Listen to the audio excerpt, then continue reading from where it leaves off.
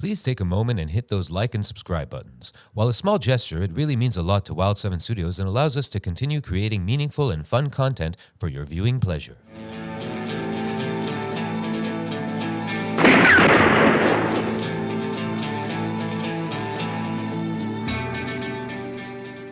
How important is it knowing your genre before you make something? For me, it's important. I'm not the type of guy that likes to lay down a dictum of how things should be for other artists and stuff. I don't know. But for me, it does help. And also it creates a fun environment where you can watch a lot of those things or read a lot of material about that stuff. And it's like, it's just fun. I mean, it's really fun. Me personally, I find genre fun.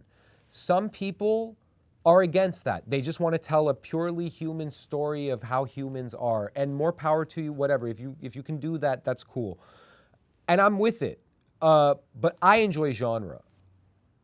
And in writing Killer Comanche, just knowing that, yeah, I'm using the Western background kind of thing, but I can play with fantastical elements, that was fun. I do think for me it's important. For me.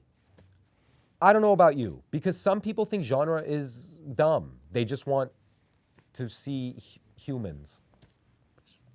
You know, cool. But yeah, for me it's important. You know, and then the other thing that's cool about Killer Comanche is I feel like every issue I can sort of dip into a different subgenre or something. You know, like say, I'm not saying this is ever gonna happen anytime soon, but say Blue Feather fights vampires or something. It creates a fun situation where I get to go and look at whatever vampire things interest me, or say Blue Feather fights a dinosaur. I could watch dinosaur movies. It's fun. The creative process for me is dependent on me enjoying what I do.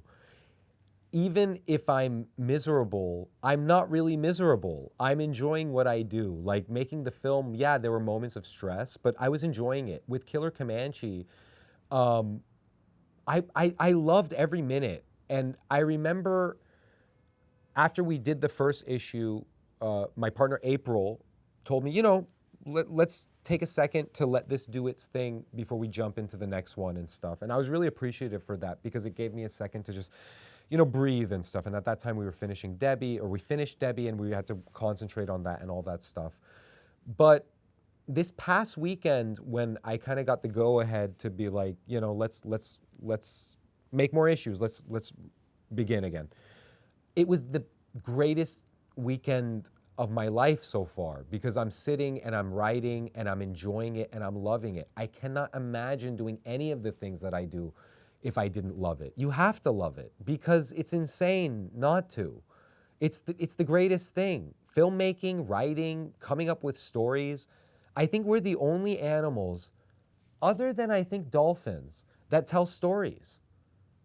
I don't know really about dolphins if they tell stories or not. I don't know. But what I'm saying is it's fun, and I can imagine somebody, an old man or a young kid or an old woman or a young girl or whatever that person likes to be referred to as, I can see that person reading this and enjoying it because when I was writing it, I was enjoying it. And that's cool. I like that idea.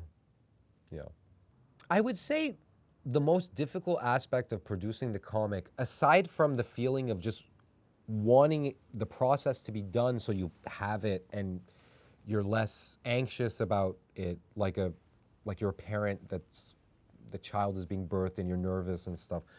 Aside from that, I have to say, and I have to admit, that when I first sat down to do the script for the page layout, not the script for the content necessarily, but just how I wanted the page to be laid out, that was not easy.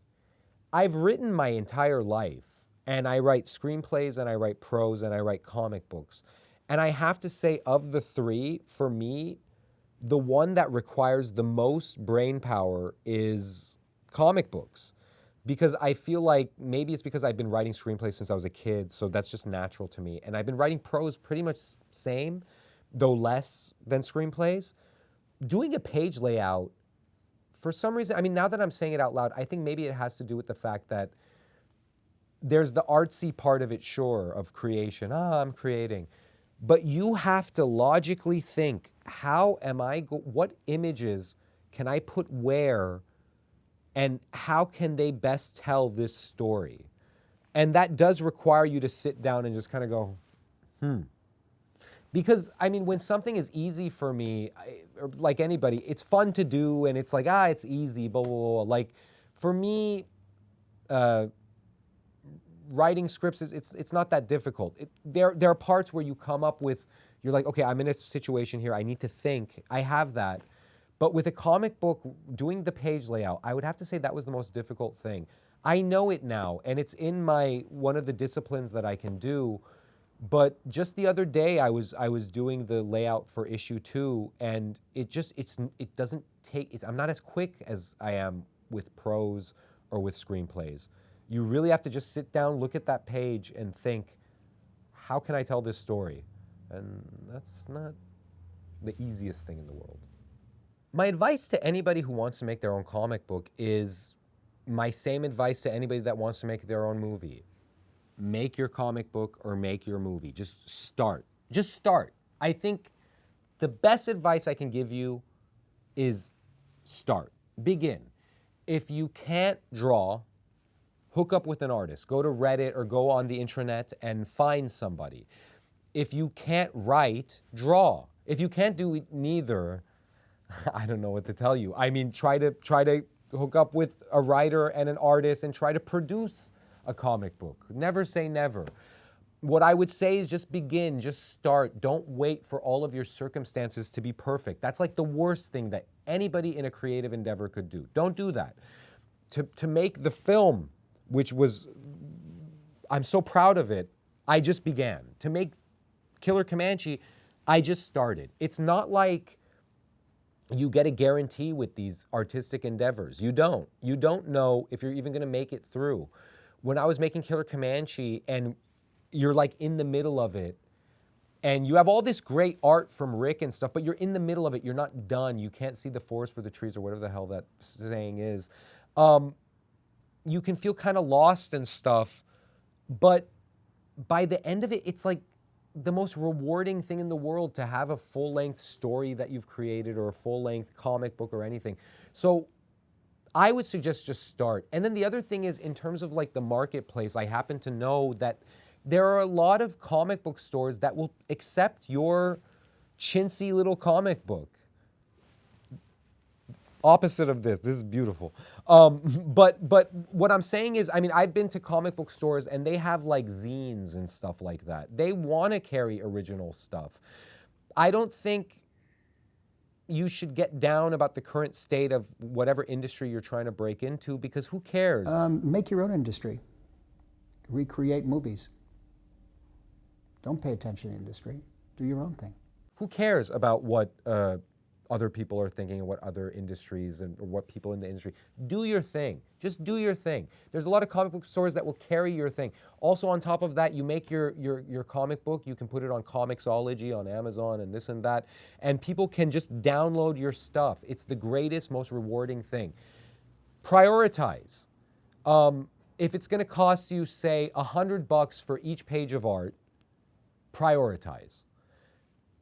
Budget out your month. Budget out 2 months so that you can afford eventually that $100 of art.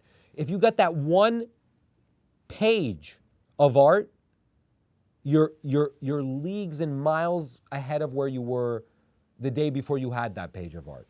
And that will give you the motivation to keep going and complete the story. That's what I had with Killer Comanche. Like, we had a bunch of pages and I was like, this is too good not to complete. I want to do this justice. So my advice would be that, and also the most generic, basic advice ever, be positive. Yeah. You can get Killer Comanche at wild7studios.com at our digital shop. You can also get it on amazon.com. If you want a hard copy, go to our website and order a hard copy. I highly recommend that. I highly recommend also getting the digital copy, so you have it both on your tablet and in your hands. Wild 7 is a movie studio Debbie and the Devil is our first film. It is run by myself, Chris Troll, and April Mendoza, and they are my partners, and we are basically renegade cinema. Whatever you think is cool about cinema when you were young and cool, that's what Wild 7 is. Now you're old and lame, so you can observe us from a distance. I'm just kidding. You're not old and lame. You're great. Wild 7 is just basically a fun factory. It's a fun house. It's a dream factory. It's a place where creative things happen, creating the ultimate in entertainment. I can prove all of these things using science. Debbie and the Devil is a horror film. Some are calling it a horror comedy because it's quite fun. And it's 3 interconnected horror stories. Very epic, and it's a film I love and enjoy very much. Not just because I made it, because it's awesome. You can get Debbie and the Devil at our website at wild7studios.com or at Vimeo On Demand. We will be on other platforms very soon. Check us out on YouTube. Check out our YouTube channel at Wild7 Studios. Things are being dropped daily, so try to keep up. Try to keep up. But it's a lot of fun. Our world is a lot of fun, and if you're watching this and you're into our world, hey, if you're new to our world, welcome. I am Mr. Red, and I live here like a troll of fun.